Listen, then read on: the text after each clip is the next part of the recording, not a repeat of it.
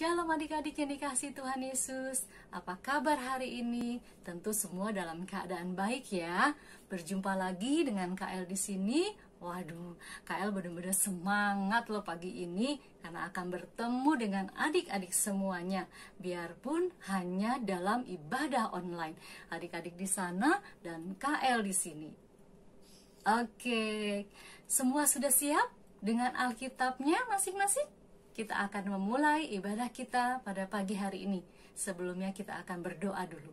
Tangannya dilipat, matanya ditutup. Tuhan Yesus yang baik, terima kasih atas berkat-Mu Tuhan. Kau telah mengumpulkan kami kembali dalam ibadah online ini. Kiranya berkat-Mu turun atas kami dan Roh Kudus menyertai kami dari awal, pertengahan, hingga akhirnya. Kami serahkan ibadah kami hanya di dalam nama Tuhan Yesus. Haleluya. Amin. Yes, yes, yes. Oke adik-adik, tema renungan kita pada pagi hari ini adalah Ehud yang cerdik. Renungan diambil dari kitab Hakim-Hakim 3 ayat 12 sampai 30. Sebelumnya kita tonton dulu ya videonya. Ehud yang cerdik. Bacaan diambil dari kitab Hakim-Hakim 3 ayat 12 sampai 30. Orang Israel melakukan hal yang jahat di mata Tuhan. Tuhan membuat Israel dikuasai oleh bangsa Moab. 18 tahun lamanya Israel tunduk kepada Raja Eglon dari bangsa Moab. Lalu orang Israel berseru kepada Tuhan, dan Tuhan membangkitkan bagi mereka seorang penyelamat. Dia adalah Ehud, anak Gera, orang Benyamin. Ehud adalah seorang yang kidal. Dia melakukan sesuatu dengan tangan kirinya. Tugas Ehud adalah mengantarkan upeti kepada Raja Eglon. Ehud membuat pedang bermata dua yang disembunyikan di dalam pakaiannya. Ehud bertemu dengan Raja Eglon untuk menyampaikan upetinya. Setelah tugasnya selesai, Ehud kembali pulang. Tetapi Ehud kembali menemui Raja Eglon untuk menyampaikan pesannya. Kemudian Ehud menusukkan pedang yang dia sembunyikan ke perut Raja Eglon, sehingga pedang itu masuk dan tidak dicabut lagi dari perut Raja Eglon. Lalu keluarlah Ehud dari pintu belakang. Hamba-hamba Raja Eglon yang berada di luar ruangan menjadi bingung karena pintu terkunci dari dalam.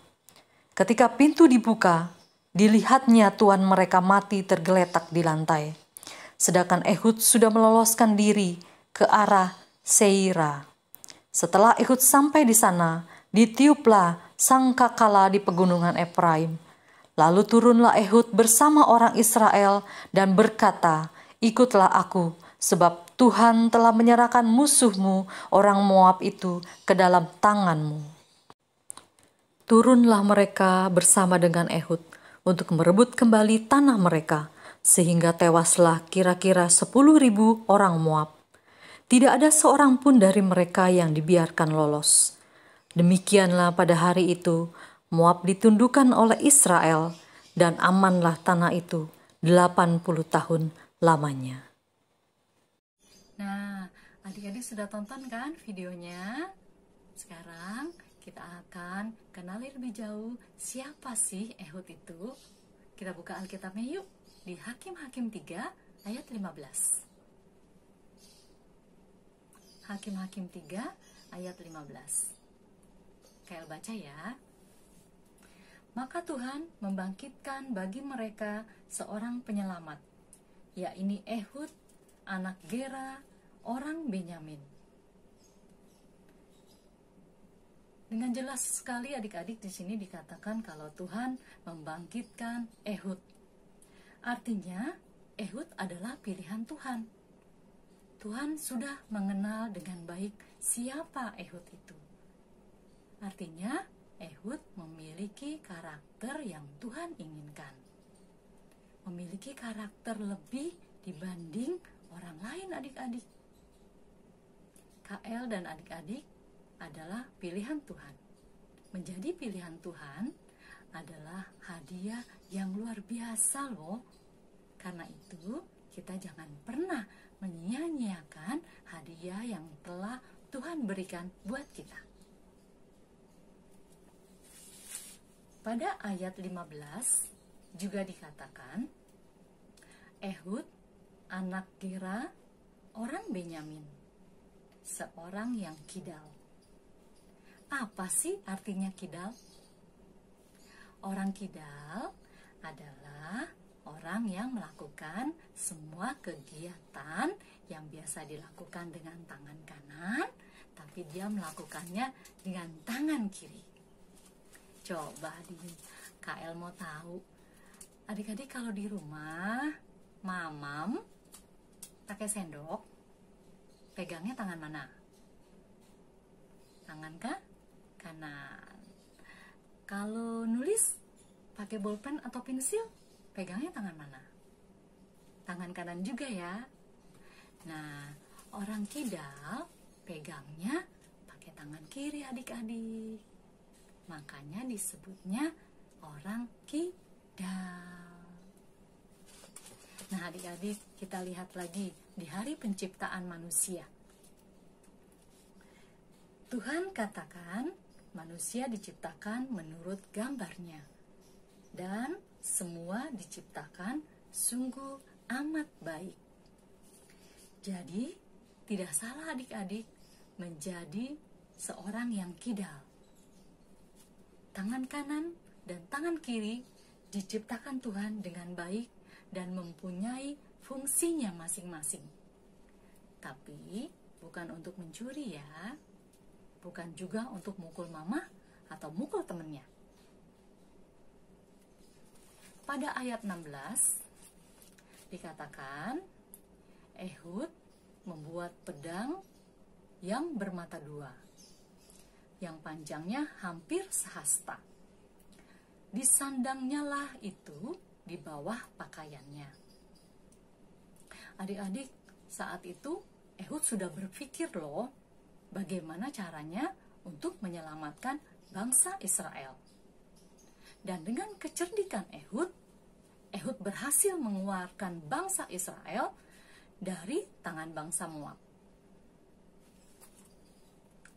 Pada ayat 28 dikatakan, ikutlah aku, sebab Tuhan telah menyerahkan musuhmu, orang-orang Moab itu, ke dalam tanganmu.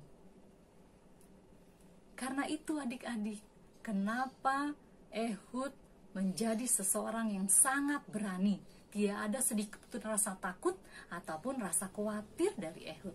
Karena Ehud yakin dia dan bangsa Israel akan disertai oleh Tuhan. Nah adik-adik, sudah kenal kan dengan Ehud? Siapa yang mau jadi seperti Ehud? Luar biasa.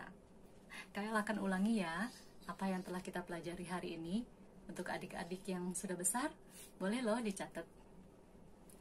Yang telah kita pelajari hari ini adalah, pertama, kita semua adalah pilihan Tuhan. Yang kedua, semua yang telah Tuhan ciptakan sungguhlah amat baik. Yang ketiga, selalu memohon hikmat dan pertolongan Tuhan. Yang keempat, yakini Tuhan selalu akan menyertai kita. Adik-adik, selesai sudah ibadah sekolah minggu kita pada pagi hari ini. Adik-adik di rumah tetap jaga kebersihan, tetap melakukan protokol kesehatan, sehingga nanti kita akan tetap sehat ketika kita bertemu di ibadah sekolah minggu di gereja.